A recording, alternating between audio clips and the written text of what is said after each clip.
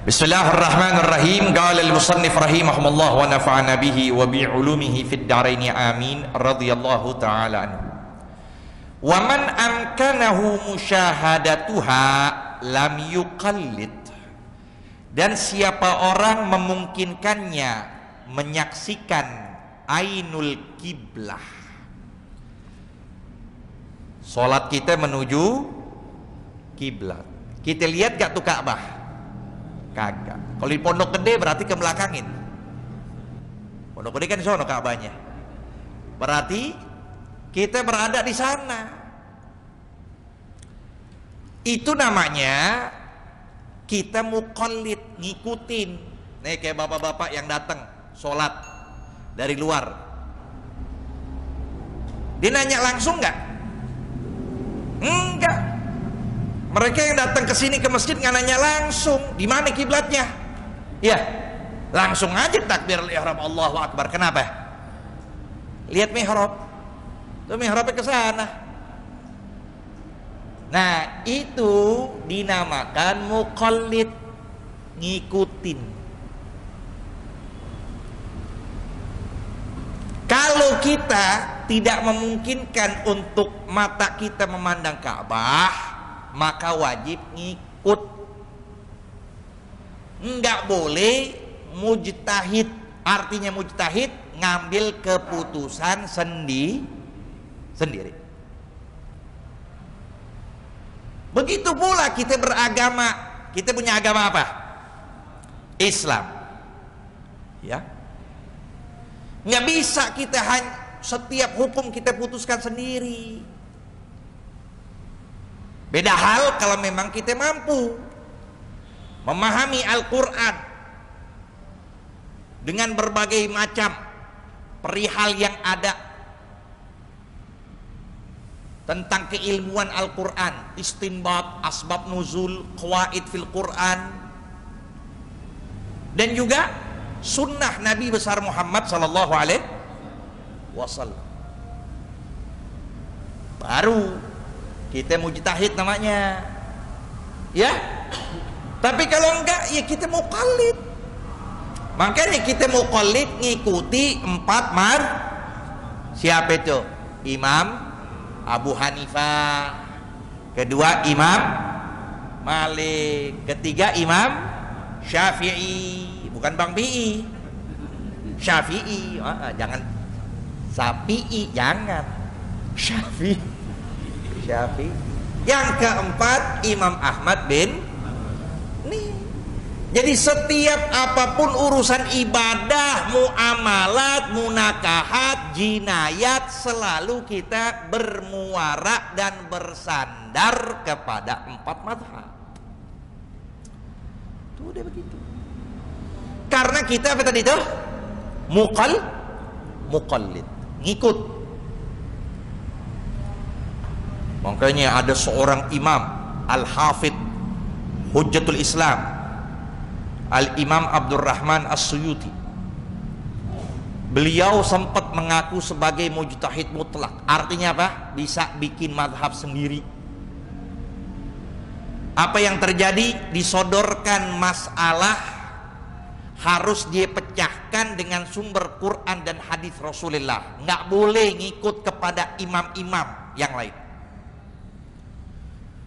Setelah beliau perhatikan, beliau konsentrasi, beliau ijtihad, mentok. Ya. Padahal seluruh disiplin ilmu beliau telah membuahkan hasil karyanya. Dari tafsir, dari hadis, dari semuanya. Ya. Sampai apa? Sampai beliau mengaku mujtahid mutlak, bikin madhab sendiri. Pasti sodorkan masalah-masalah, beliau punya jawaban, tapi jawaban Imam Syafi'i. Udah bisa nih beliau ngejawab gampang, tapi menjawab dari jawaban Imam Syafi'i nggak bisa mengeluarkan yang dasarnya langsung dari Al-Quran dan hadis Rasulullah Sallallahu Alaihi Wasallam. Maka dari situlah beliau mengakui dan beliau kembali lagi kepada mazhab Imam Syafi'i. Begitu semua. Nah kita juga urusan sholat 5 waktu, urusan wudu, urusan ini itu semuanya kita bertaklid kepada Imam Syafi'i dan harus bermadhab. Nggak boleh nggak bermadhab, harus. Ya. Beda kalau emang kita memenuhi syaratnya, kita bisa tuh memahami setiap masalah langsung sumbernya Quran dan hadis, nggak pakai lagi para madhab. Nah itu lain lagi. Pintu ijtihad terbuka sampai hari kiamat, tapi orangnya yang mana? Orangnya bisa memenuhi itu semua siapa? Ya. Itu dia. Fa'in ajazali amahu au ama basiratihi qallada thiqatan arifa. Kalau dia lemah lantaran tidak melihat, kan dibutuhkan kalau kiblat butuh apa? Penglihatan. Nah dia nggak ngelihat, tuh nggak ngelihat. Tapi bukan berarti orang nggak ngelihat itu Allah nggak berikan mata hatinya. Berapa banyak para aulia, orang-orang soleh yang matanya tidak terlihat, tapi mata hatinya luar biasa tajam, terang benderang. Di antara biografi yang kita kenal dengan ratib beliau Al-Imam Abdullah bin Alawi Al-Haddad. Beliau seorang imam. Bahkan beliau sempat menyatakan, bisa kalau aku tidak melihat para leluhurku bermadhab Syafi'i, maka aku akan bikin madhab sendiri. Tuh, begitu juga tuh, bikin madhab sendiri. Al-Imam Abdullah bin Alawi Al-Haddad, yang dinyatakan oleh Al-Habib Ali Al-Habsyi anak dari kitab yang kita baca, pengarang Simtud. Tuh, pengarang Simtud Duror nih anaknya nih. Ini Habib Muhammad nih ayahnya. Yang kita baca Simtud Duror tuh anaknya. Apa beliau menyatakan? Wa kullu man ba'dahu mustasbahuna binurihil wagadi. Setiap orang-orang soleh, setiap ulama sepeninggalan Al-Imam Abdullah bin Alawi Al-Haddad, seluruh mereka itu mengambil ilmunya dari Al-Imam Abdullah bin Alawi Al-Haddad, mengambil cahaya yang terang benderang dari Al-Imam Abdullah bin Alawi Al-Haddad. Begitu. Nah ini beliau tidak melihat matanya, tapi mata hatinya terang benderang. Sampai ada seorang ngedatengin beliau ziarah. Apa? Ziarah. Kita taunya ziarah ke Kober terus sih. Ucapan ziarah itu kita datengin orang-orang soleh, datengin orang baik, baik ketika hidupnya atau ketika itu ziarah namanya.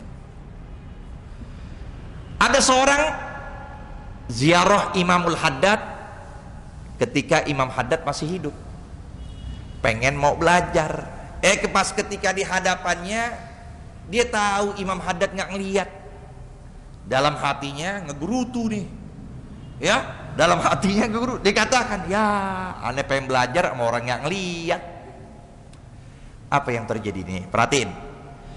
Ketika Imam Haddad menyungguhkan dia, ya teh, ya air teh disungguhin. Lagi dia bicara begitu, diungkapkan langsung dari lisannya beliau Imamul Haddad. Dia katakan, ya akhi la tashrab syahi, jangan kau minum teh tuh. Di dalamnya ada lalat. Di dalamnya ada. Pas dilihat benar ada lalat. Ya, bukan pas bikin teh dalamnya ada lalat, bukan. Pas lagi udah disungguhin, lalat datang menghinggap ke situ. Jangan minum. Itu ada. Lihat. Begitu orang-orang soleh. Jangankan yang tehnya, ya lebih dari itu. Wah, ini ada uang, ada apa enggak nih? Ya, ini bawa uang buat list pondok kan nih? Bisa tahu. Banyak itu. Subhanallah, ya. Ittaqu firasatal mu'min fa innahu yanzuru binurillah. Takutlah engkau dengan firasat orang mukmin, maka sungguh dia memandang dengan cahaya Allah. Wa in tahayyara shalla kaifa yasha wa yaqdi. Dan jikalau dia keder, heran, bingung nih, ini arah kiblat ke sini, apa ke kanan, apa ke kiri, apa ke belakang. Udah, shalla kaifa yasha. Salat deh. Ya, sekehendak dia. Apa yang diingin? Yang penting salat. Mau ke sana boleh, mau ke kiri boleh, nggak ada kompas, nggak ada petunjuk, nggak ada yang kabarin dia. Lagi di hutan, salat udah. Mau dia ke kanan, ya, mau ke depan sini, mau ke kanan, mau ke belakang, mau ke kiri. Bahkan boleh-boleh aja ketika lagi rakaat pertama Allahu Akbar, tiba-tiba dia merasa dalam hatinya kayak ke kanan nih. Ya udah, rakaat kedua ke sono. Rakaat ketiga, waduh, perasaan lagi aneh kayak ke belakang nih. Udah, muter aja kayak jarum jam, nggak apa-apa itu. Itu nggak apa-apa. Muter. Nah, yang pasti nanti dia menggodok lagi sholatnya tuh. Kalau memang dia sudah dapat di tempat yang dia yakin arah kiblat ke situ, itu dia. Wa yajtahid li kulli fardin, hendaklah dia berijtihad pada setiap sholat fardu. Fa in tayaqqana al-khata fiha wa ba'daha istanafaha. Nah, ini begini. Itu dia tuh. Kalau tadi kan ragu. Ingat deh, perhatiin ini masalah. Kalau tadi ragu, dia muter lagi ke kanan, nggak apa-apa.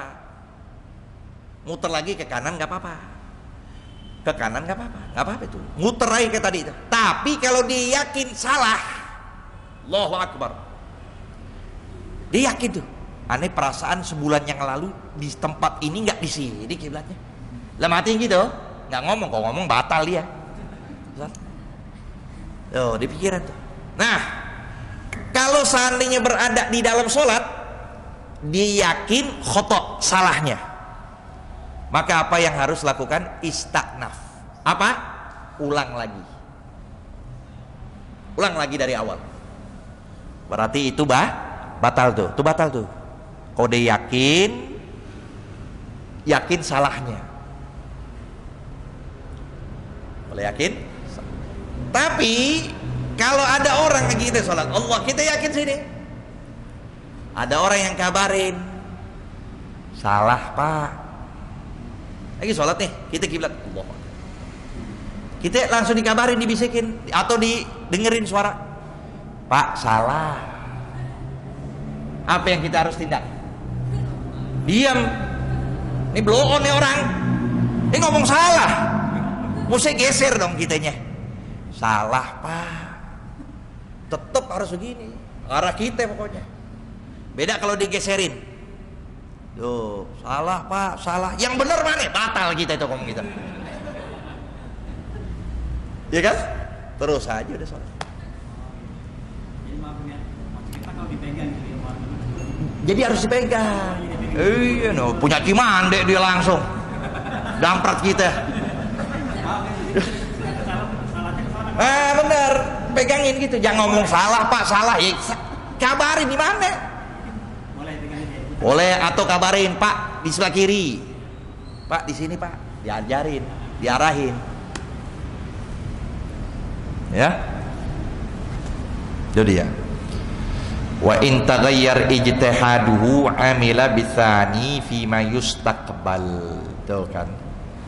Kalau seandainya berubah ijtihadnya berubah, tadi itu rakaat pertama dia amila bitsani, ya, lakuin yang kedua, kerjain yang kedua, berarti yang ijtihad pertama jangan dipakai.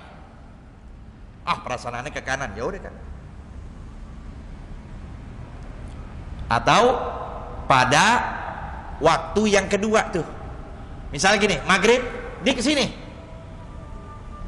pas isya di kesini, ya, maka yang maghrib bener. Sekalipun yang isya nggak boleh ngikutin yang maghrib, tapi harus ke ijtihad yang isya. Nah, wala godok lil awal, dan tidak digodok pada sholat maghribnya, nggak perlu sholat maghribnya digodok, karena dia udah ijtihad dan dia yakin itu. Ya, beda halnya kalau sudah isya ke sana, selepas sholat isya diberitahukan ke sana ke sini salah, yang benar ke sono, maka nanti maghrib dan isyanya digodok. Ini kan lagi dia sendirian di hutan, ya kan? Dia di hutan nggak ada orang. Jadi maghribnya ke sana, pas isyanya ada ke sini. Pas subuh ke sono. Udah nggak apa-apa, nggak ada godok buat dia, sah tuh sholat. Beda kalau dari ke sana pas habis salam isyanya ada orang kabarin ke sana ke sini salah, benar ke sana. Nah, itu maghrib sama isya wajib di faslun. Sampai sini dulu, wallahu a'lam. Rabbi zidna ilma warzuqna